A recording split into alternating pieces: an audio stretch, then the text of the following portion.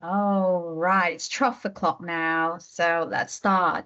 So, good afternoon, everyone, and welcome to this month Wellbeing Talk. For those who don't know me, my name is Jacqueline, and I am a case manager here at Electrical Industry Charity.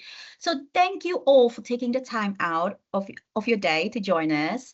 So, the theme for this month is Let's Walk and Talk, and our focus for this week is all about connection. We are looking at how simply getting outside, moving, and connecting with others can have massive impact on our mental health and ground for us when life get really busy.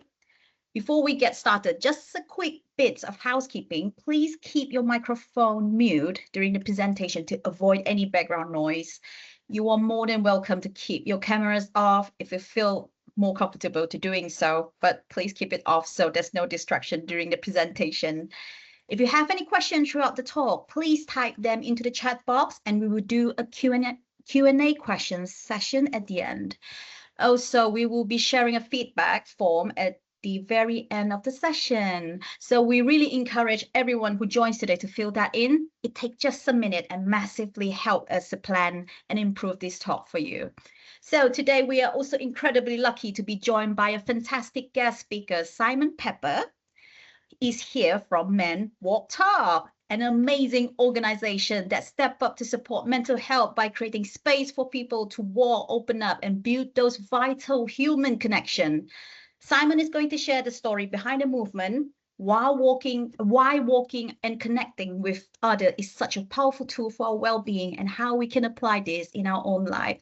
So without further ado, I will hand it over to you, Simon. Welcome. Thank you, Jacqueline. Yes, good afternoon. My name's Simon, and I'm the operations manager at MenWalkTalk. I've been invited here today to talk about something that sounds incredibly simple, but which can have a profound impact on our well-being, our resilience, and sometimes even our lives. And that's connection. When we hear the word connection, we often think about relationships with other people. And that's certainly part of it. But connection's much broader than that. It's about connection to other people, connection to yourself, and connection to the world around you. It's about feeling that you belong, that you matter, and that you're part of something bigger than your own thoughts and struggles. Connection can come in many forms.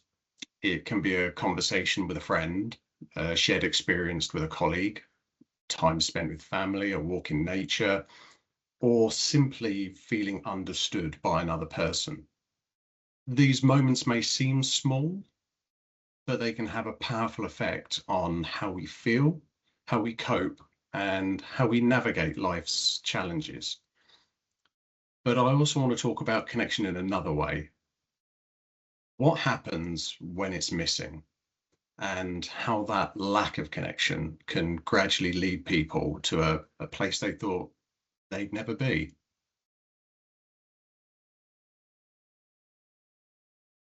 So to understand why connection matters so much, we first need to understand the scale of the challenge.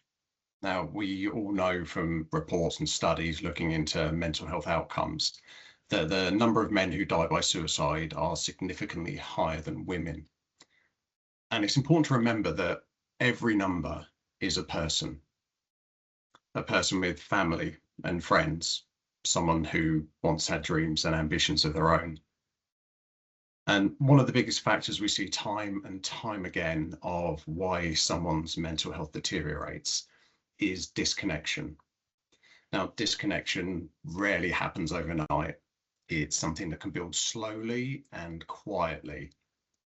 People can become isolated from others, disconnected from their sense of purpose, or lose touch with the things that once brought them joy and meaning.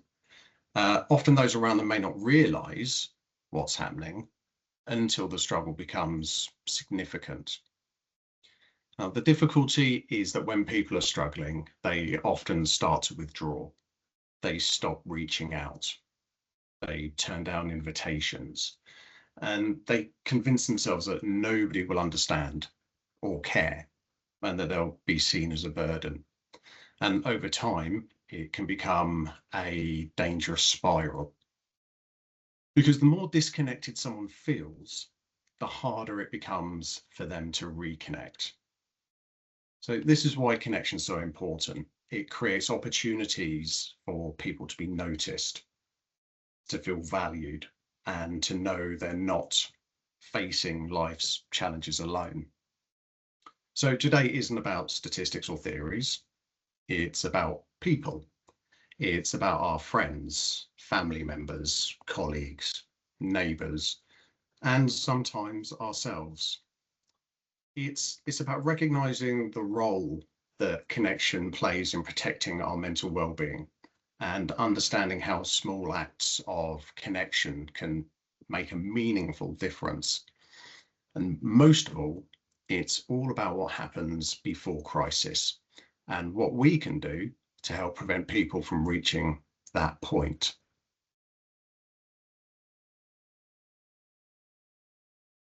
So when I talk about connection, I don't just mean having people around you, because we all know you can be surrounded by people and still feel completely alone. So let's look at the three areas of connection. We've got connection to people, connection to yourself, and connection to your environment. And when one of those areas of connection starts to disappear, it can affect how we cope. And when all three start to disappear, that's when things can become really dangerous. So connection to people is probably the type of connection we think about first. It's about having people in your life who see you properly, not just people who know what job you do or what tasks you've finished or whether you've replied to an email or not. I mean, people who notice you, people who can tell when something's different, people who ask, how are you? And actually want the answer. So for people who work alone, this can be especially important because those natural moments of connection are often missing. So you might not have somebody beside you during the day. You might not have that informal chat in the office, that moment to offload after a difficult job, or someone who notices when your mood's changed. And when those moments are missing, there's no natural opportunity for you to release your thoughts or feelings, so they stay stuck inside you. The second type of connection is to yourself. And I think this is one many of us struggle with, especially men, because we can become very good at ignoring what's going on inside us. We ignore stress, we ignore tiredness, we ignore anger, we can ignore the sadness, and we can ignore the fact that we're not coping because we're so focused on carrying on. But connection to yourself means being able to pause and ask three simple questions. What am I actually feeling? For example, is this like really anger, or am I overwhelmed? Is it tiredness or is it loneliness? Sometimes the first emotion we show isn't the emotion underneath. And then what mental load am I carrying?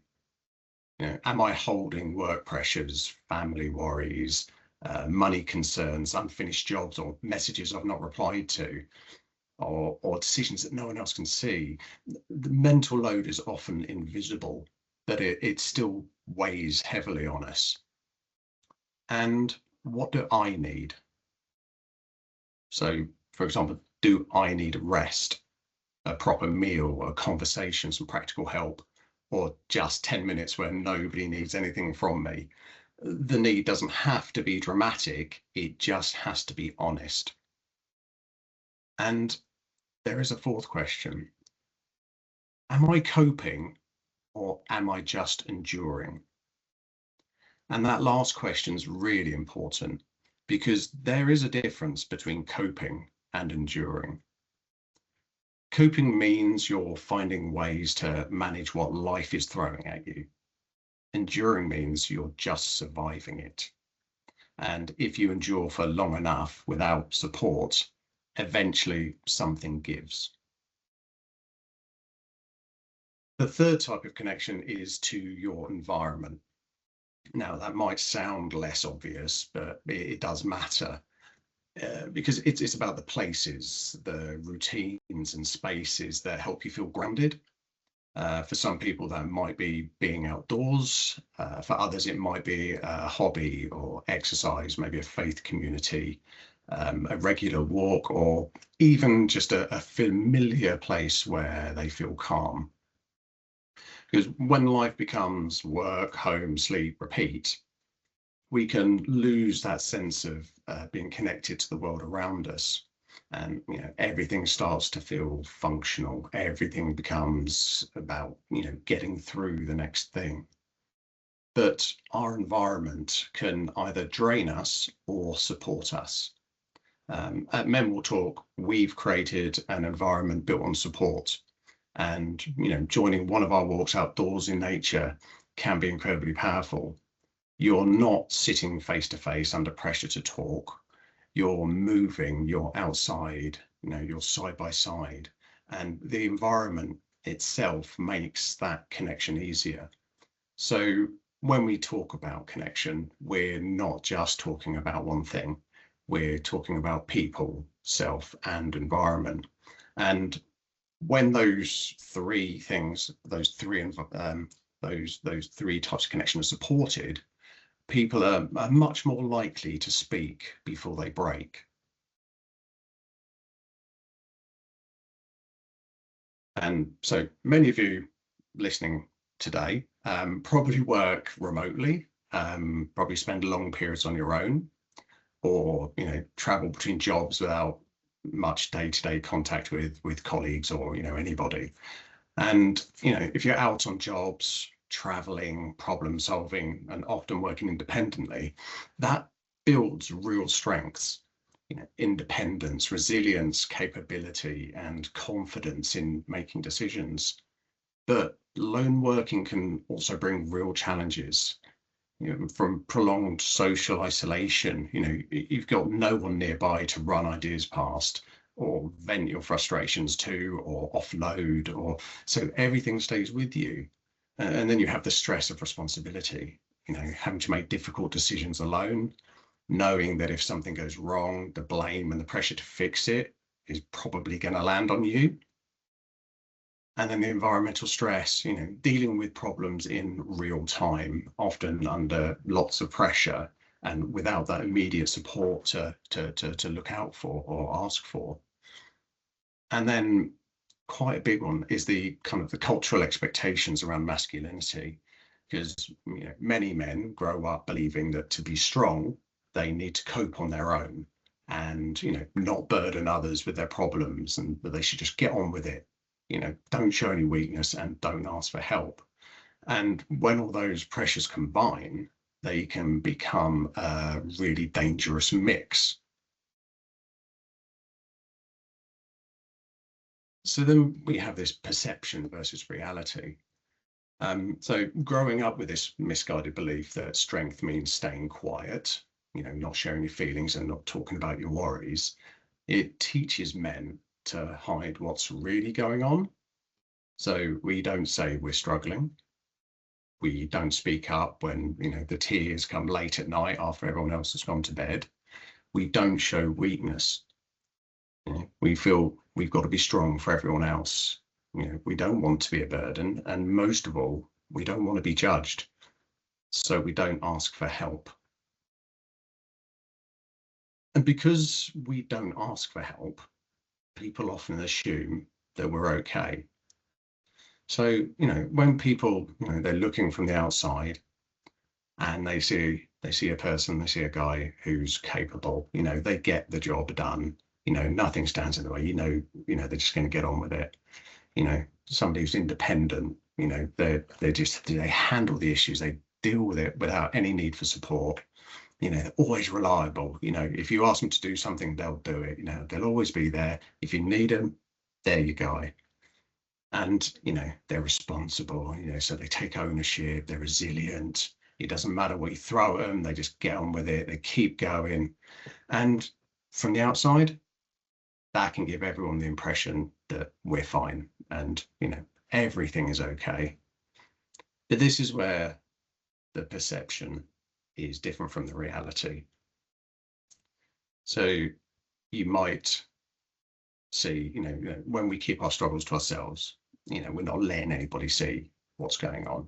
And, they might not notice when we're not quite ourselves. And those subtle changes are even easier to miss when we spend a lot of time working in isolation. So we create this mask, and what this mask can hide is, when we talk about capability, that can hide, the feeling of constant pressure to perform, and the fear of making mistakes, and the independence that can hide the feeling of being unable to ask for help, and the reliability, that can hide always putting others first, and ultimately neglecting yourself. And the responsibility that can hide feelings of overwhelm and the stress of carrying everything alone. And the resilience, that can hide that someone's enduring rather than coping. And the appearing fine, well, that mask, it hides struggle, pain, and the reality of what's happening underneath. You can be struggling really badly and still appear completely fine to everyone around you. And that's where the risk is created. So I could share the facts and figures around men's mental health and suicide, but I'm sure many of us have seen or heard them before. And as I mentioned before, those numbers matter, but they can be hard to relate to. So instead, what I'd like to do is share my story with you, because I nearly became one of those statistics. That's a lovely picture of me and my children from a few years back. So I'm going to start by asking the question: how does someone with a loving family, a good job, a dream home, and what looks like a successful life end up thinking about taking their own life? 8 years ago, if you'd looked at my life from the outside, you probably would have thought everything was fine. More than fine, actually. You might have thought things looked pretty great. I'd been in a new job for about a year. It paid well. It involved a lot of travel, and professionally, it had been a big step up for me. But with that came a huge amount of responsibility. But from the outside, people would probably have called me successful. And if you'd met me at the time, I doubt you would have thought anything was wrong. I was smiling, joking, helping people out. And if somebody needed something doing, I'd get it done. I was Mr. Reliable. And that matters because, as I say, a lot of people who are struggling don't look like they're struggling. But underneath all of that, underneath what everybody else was seeing, things were building. The reality was work was exhausting, mentally and physically. The job had no proper training program, so I was learning as I went and trying desperately not to make mistakes, because I was terrified somebody would realize that I didn't really know what I was doing and that I didn't belong there. Day after day, I was on the road, away from home. Every week, I was driving hundreds of miles, staying in different hotels, visiting different sites, and meeting people who seemed far more qualified and experienced than me. It was a very results-driven environment. If a machine broke down, it affected patients. It led to complaints, financial penalties, cancelled contracts, lost money, reputational damage. And I felt like all of that sat on my shoulders. And home was hard too. We didn't realize it at the time, but my wife was dealing with postnatal depression whilst caring for our 2 young children. And me being away so often was really hard on her, and it was hard on our relationship. When I was home, I tried to do everything I could, even though I was exhausted from my punishing work schedule. But I was usually the one trying to settle our daughter in the early hours, and it wasn't unusual for my wife to find me asleep on my daughter's bedroom floor, in the morning, come the morning time. And I was also trying to make sure I spent time with my young son, because he hated it when I went away. So every time I left for work, I felt guilty. I was tired all the time, stressed all the time. I felt like I was being pulled in every direction at once, trying not to let anybody down. And, most of all, trying not to show anyone how much I was struggling. My mind never switched off.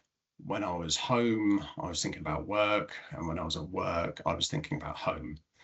I was struggling under this weight of responsibility and expectation, but I didn't feel that I could ask for help.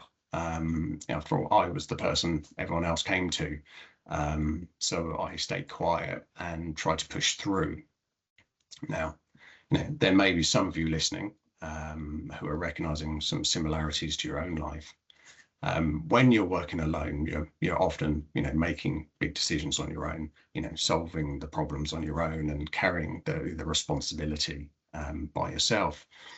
And what's often missing is somewhere to offload. No one's checking in with how you're doing. And, I don't mean checking on your work, but checking on you as a person. And that combination, pressure and isolation, can quietly build into something serious. And that was the thing for me. I didn't feel I could offload to my wife. She was struggling with her own issues, and I didn't feel I could open up to work because I was already feeling fearful of being found out. And so for me, it wasn't one dramatic event. It was a slow build over time. And I didn't fully recognize what was happening until it was too late. Eventually, I did reach out. I went to my boss and said, I'm struggling. I'm struggling with my workload. I'm struggling with the level of responsibility I've got. And that, maybe I'm not the right person for this job. And the response I got was, you just have to fake it till you make it. The problem was I had been faking it for a long time. And that moment, that response was a missed opportunity. It's not because anyone meant harm, but because connection wasn't there. My boss didn't know me well enough to see the changes in my mood or behavior. And what I needed in that moment wasn't solutions, it wasn't performance advice, it was a human response. It was someone asking a second question, someone recognizing that something wasn't right. And that's how small amounts of connection can completely change the direction. After that, things continued to decline. My mood got worse. I was making mistakes. I was making mistakes at work. I was forgetting things. I missed appointments. I missed meetings. I was feeling less in control. I'd started taking unnecessary risks. There were times where driving home at the end of a week, if I'd come across an empty road ahead of me, and I would close my eyes and put my foot on the accelerator and count to 5. And the part of me was hoping that I'd crash into a tree or something, and then it'd be over. So, looking back, it was horrific. So, it's clear that I wasn't thinking clearly anymore. And that's really important to understand, is that when someone's in that state, they don't always have the capacity to make the decisions or take the action needed to get help. They don't need more pressure. They need support. It was actually my wife who first recognized that something had broken inside of me. And it was her who booked me an appointment with my GP. And it was in that appointment that I was diagnosed with severe depression, acute anxiety, and suicidal thoughts. I was signed off work, prescribed medication, and put on a waiting list for therapy. So clinically, everything was correct. But when I left that appointment, I still felt completely alone. But on top of that, I felt guilt, shame, embarrassment. I didn't want anyone to know that, I'd been diagnosed as mentally ill. And worst of all, I felt I'd let my family down. After a few months of, being signed off, I was called into a meeting. I understood it was how to build a plan to get me back into work. But as it turned out, it was a meeting on how to let me go. So we parted company, and it certainly wasn't my choice. So with that, I lost my income, my identity, security, my colleagues, and my sense of purpose. And I became isolated. I found it harder to leave the house. And ultimately, I genuinely felt I'd failed as a husband and father, and that they'd be better off if I wasn't there. So this wasn't just mental illness anymore. It was a complete disconnection from everything around me. So I'd reached a point where I planned to end my life. I knew when, I knew where, and I knew how. And that's what can happen when someone feels completely alone. For me, it wasn't about wanting to die. It was about wanting the pain to stop.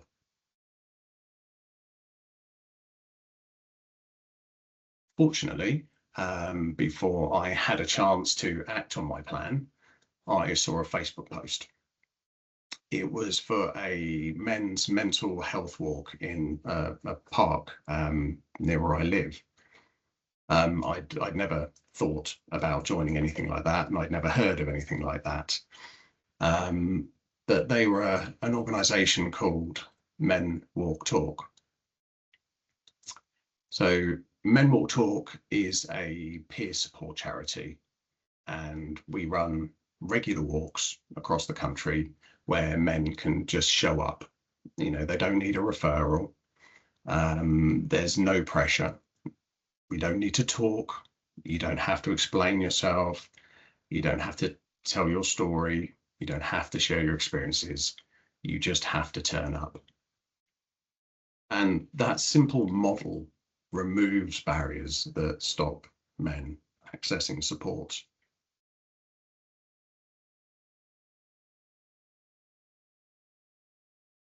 It took me several attempts, but eventually I went along to one of the walks. I turned up, I was feeling extremely anxious. I was feeling sick, and in all honesty, I was ready to run away. But somebody approached me and they asked a simple question: how are you? For the first time, I felt like somebody actually wanted the answer. And as we walked and I shared how I was feeling, I finally felt understood. There was no pressure to talk. There was no judgment, no one trying to fix me. It was just walking side by side, and the conversations happened naturally. And it's that environment that made it easier to open up. because, you know, the walking side by side, it removes that intensity that you might feel, you know, talking about your problems when you're face to face with someone. And, you know, the walks, they created space, not just physical space, but mental space. And it was through those walks that I started to rebuild. I started to rebuild my confidence. You know, I found a sense of belonging, and I made friends. And eventually I found purpose again, helping others. So at MenWalkTalk, the men we support are just like a lot of the men who listen to this. They're capable, they're hardworking, they're independent, and sometimes they're struggling silently.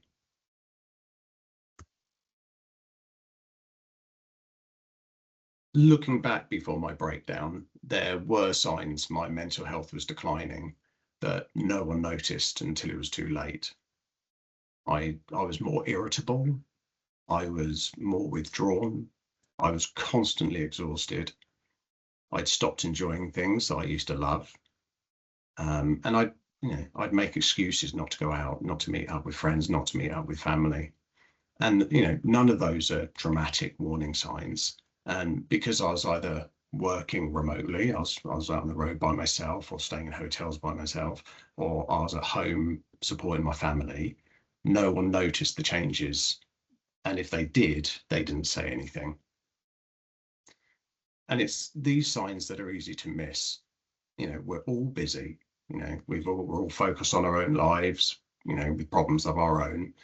But this is where connection matters most, the time before things escalate. And I'd like to, just take a moment and ask you to think about someone in your life who always seems fine, someone capable, someone who's reliable, someone who keeps going, you know, someone who rarely asks for anything. And then ask yourself, when was the last time I checked in with them properly? Not about work, not about what they needed to do, but how they're actually doing. Because sometimes the person who seems to have it all together is the person who's become best at hiding the struggle.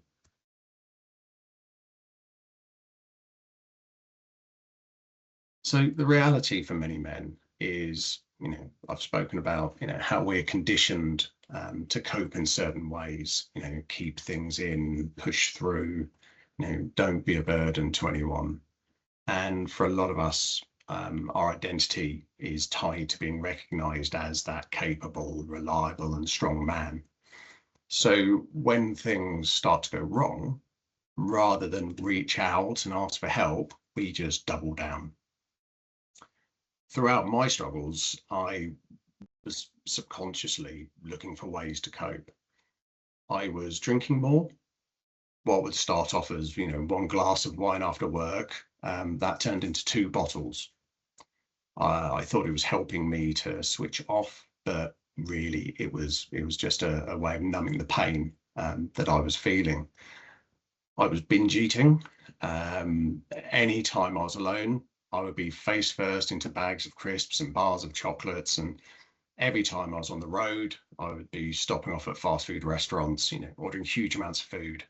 The feel-good effect of that, you know, that quickly was followed by guilt, along with a bit of shame, as I, you know, sort of buried the evidence of my excess in the bin. And I'd spend hours, hours just scrolling mindlessly on my phone or watching TV, just as a way to distract myself from what was going on inside my head. But these methods weren't helping me to cope. If anything, they caused more harm and made me feel worse.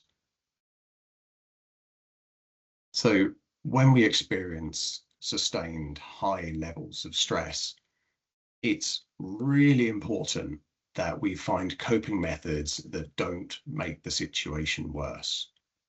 It's how we prevent the spiral into mental ill health.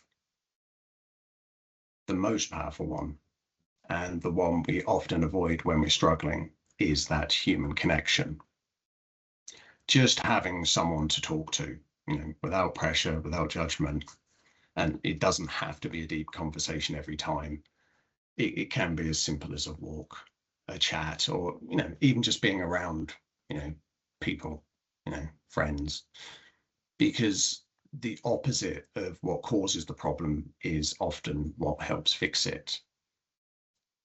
Connection reduces isolation, because isolation is, that's where things are allowed to spiral unseen.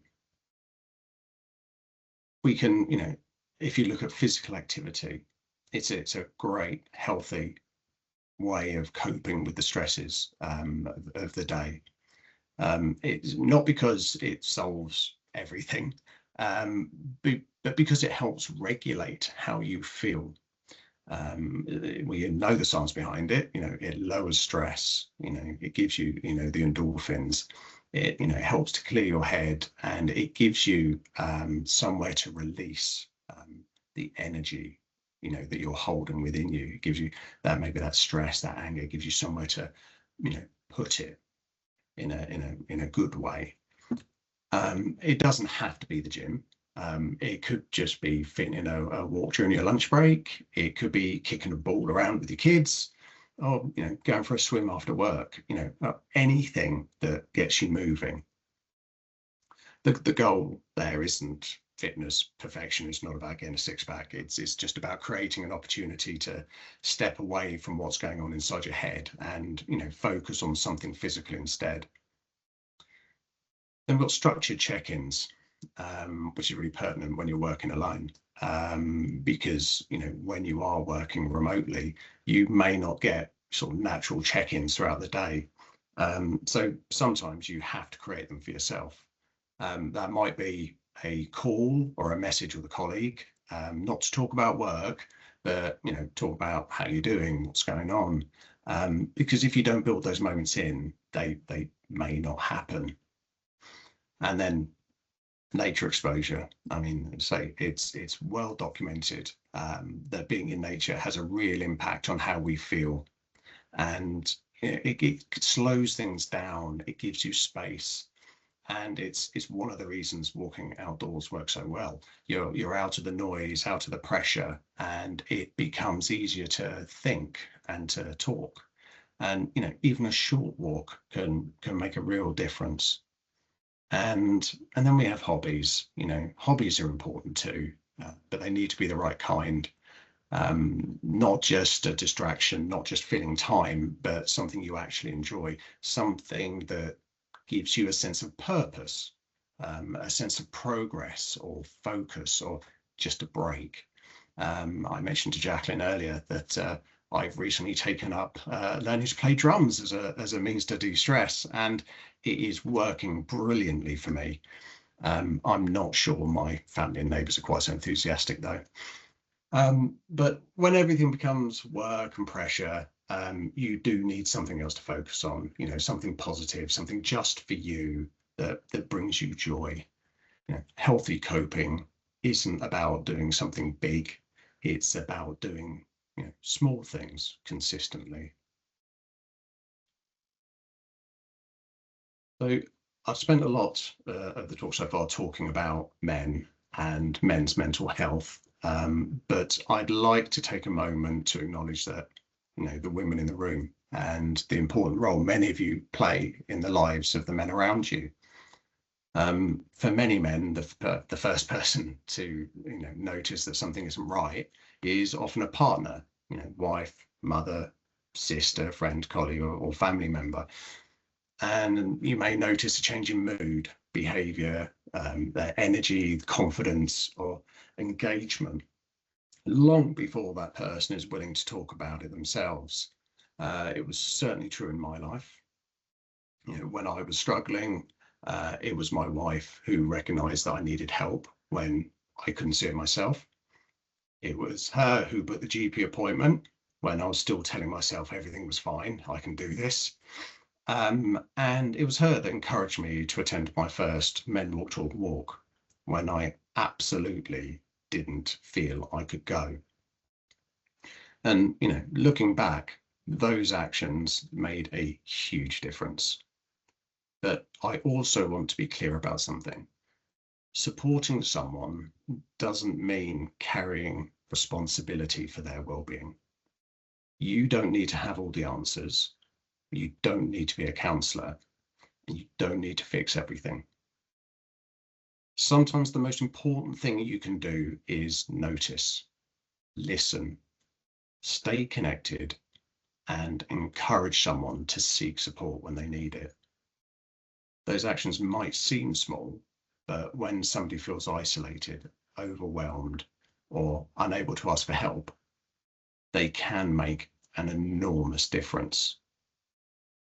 Sometimes the person who notices first becomes the person who helps someone take that first step towards getting support.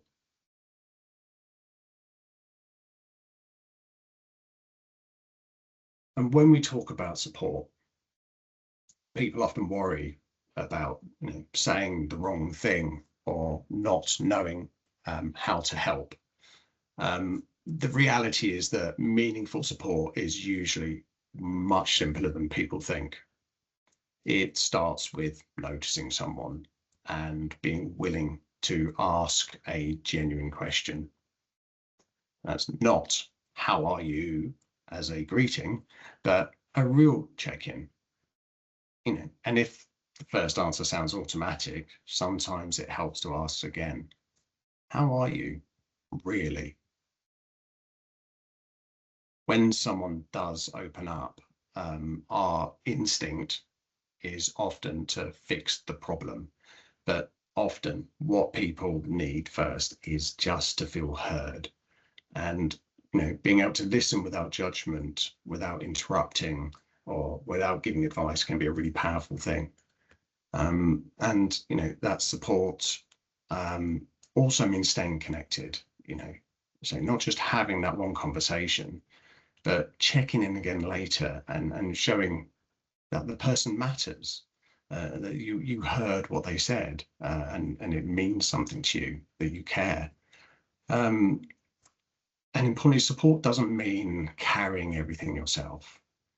Sometimes the most helpful thing that we can do is just connect someone with additional support, with the right support, someone who can help them. And the key message is, you don't need special training to make a difference. Often just being present and listening and staying connected is enough to help someone take the next step. And there's this myth, that if somebody says to you, or you're really concerned about somebody's mental health and you are genuinely worried that they might do something, there's this myth that if you say it, if you ask the question, then that will make them do it. In fact, the absolute opposite is true. If you are really concerned about somebody, if you really think that they're going to do harm, just ask them outright, ask them straight. Do you have a plan? Incredibly, incredibly powerful sentence. And I understand, the worries. Well, if I say that, if I raise it, then I put the idea in their head. The idea is, if you're worried about them, the idea is probably already there. So be out, just say it, just ask it, because it's much better to ask that question and then say, no, I don't know what you're talking about. I can't believe you asked me that, than to be stood at their funeral saying, I wish I'd asked.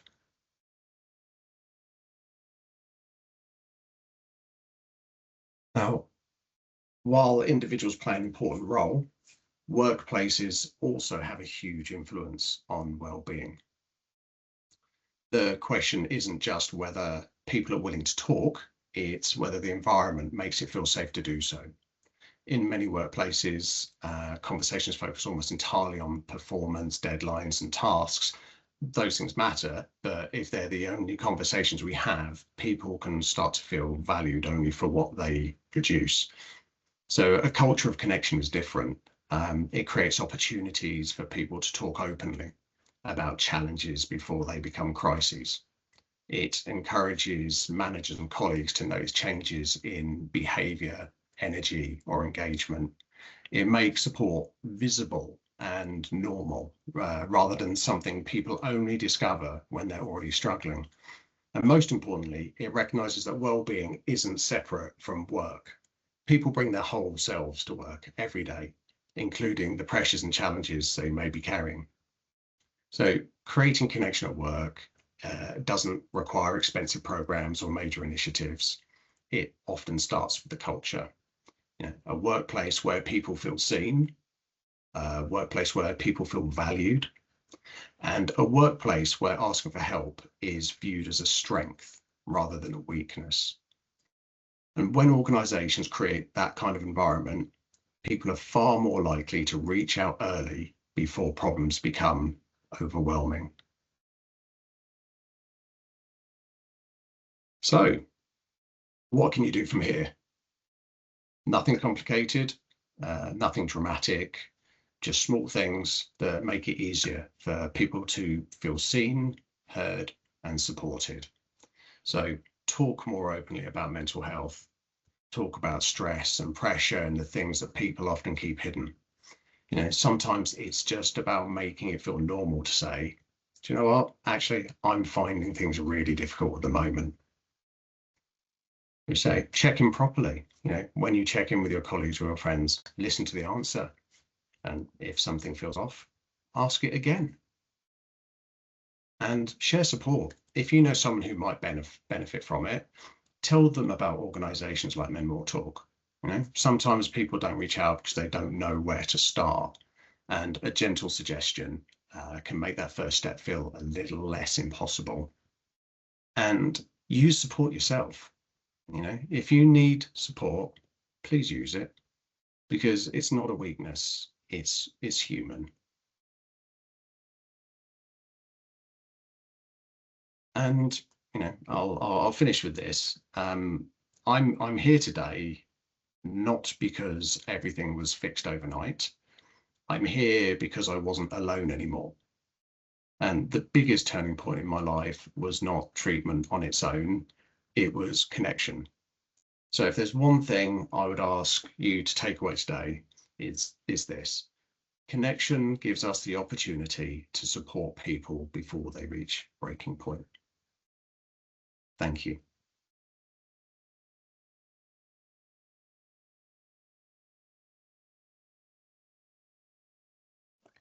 Oh, right. I just mute myself. Okay. Simon, thank you so much for your incredible honesty and for sharing a story with us today. It takes an immense amount of bravery to be that vulnerable. Your story is a powerful reminder of why today's focus on connection is so vital. When Simon Boss told him just to fake it until he made it, it showed how dangerous a lack of understanding and isolation can be. But your story proved that even in our darkest moment, a single genuine human connection can truly save a life. So I want to give a massive shout out to Simon Charity, Men Walk Talk. Please check them out at menwalktalk.co.uk. If you or any men or anybody that identify as a man in your life need a safe space to find that connection, turn up, walk and talk. So before everyone logs off, I put the link in our EIC feedback form in the chat. And right now we're going to go straight to Q&A question, if there's any question that left for us in the chat box. So Ezra, I have a question. He was asking, how can we normalize connecting in the workplace where we might not be close with the people we work with? Thank you so much, Simon. There's several things you can do. And I think a lot of these can start or should start from the top down. Encouraging get-togethers in the office. A break in the morning. If a get-together over coffee and cake or something. Give these opportunities for people to meet people who they wouldn't ordinarily do. There's ways to introduce people to each other. It's really just about, I suppose that part of it is being brave. Go up, if there's somebody you don't know, go up and say hello, introduce yourself. You know, we used to do these things when we were children. You know, if you saw somebody on the playground, you go, "Hi, my name's Simon. I like motorbikes, and I like space. You know, what do you like?" And you were then friends for life. You know, but as we grow up, we stop. You know, it starts to become a bit awkward. Oh, how do I say hello to this person? Revert to childhood. It was a lot easier.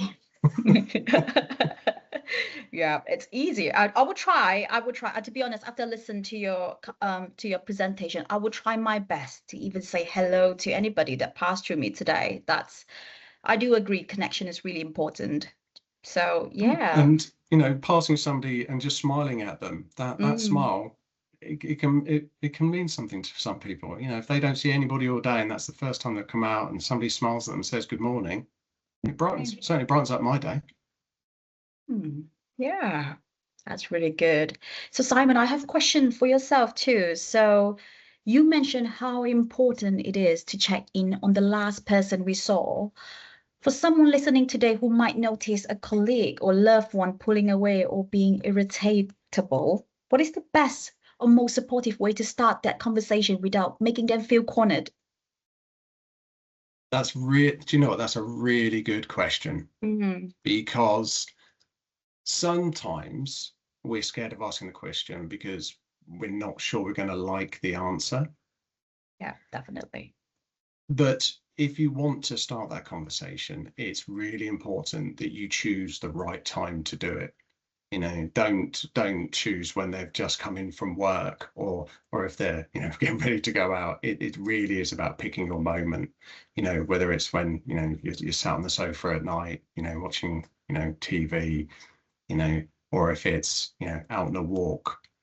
Yeah. Those are the times to ask the questions. You know, choose the moment where they're not already under stress. And if they're not ready to, you know, answer in that moment, say, look, it's okay. You know, if you're not ready to talk now, it's absolutely fine. But can we come back to this later? Because that then gives them the opportunity to go away and think about how they want to respond. Yeah, I agree with that.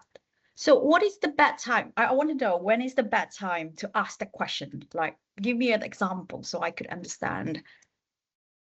So I was 2 years ago, I was diagnosed with ADHD.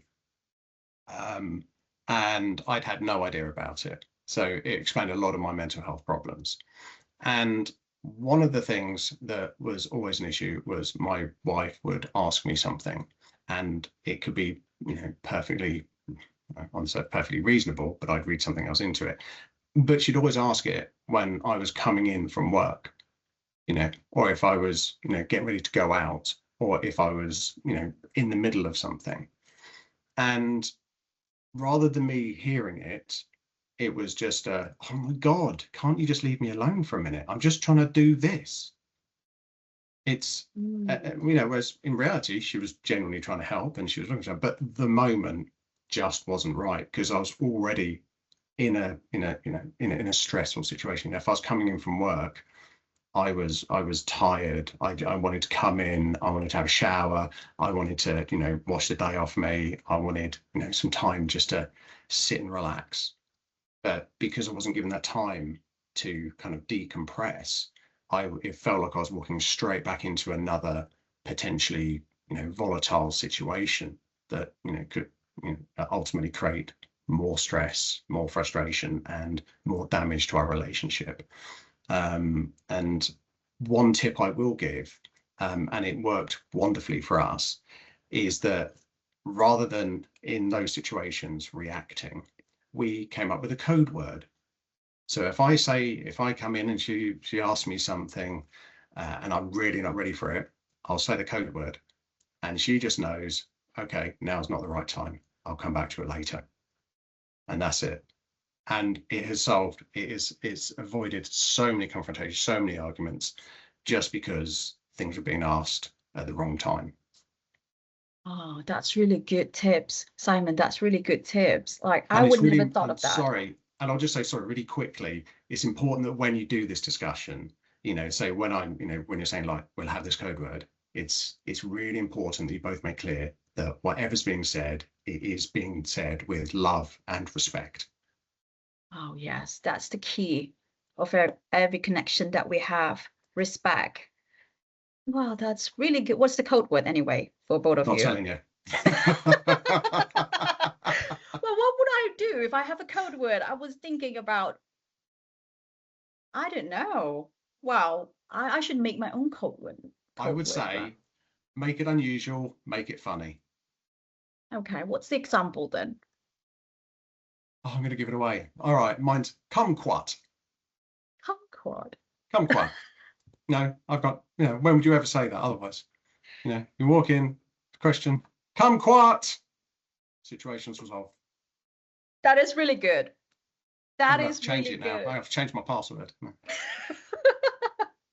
Well, that is one of the things that we learn. That's why we learn every day, and that is really, really good. And I should do that. That is really good tips for everybody trying to, to try to keep that relationship, the connection that we need to build with all the people around the world. That's really good. That's really good.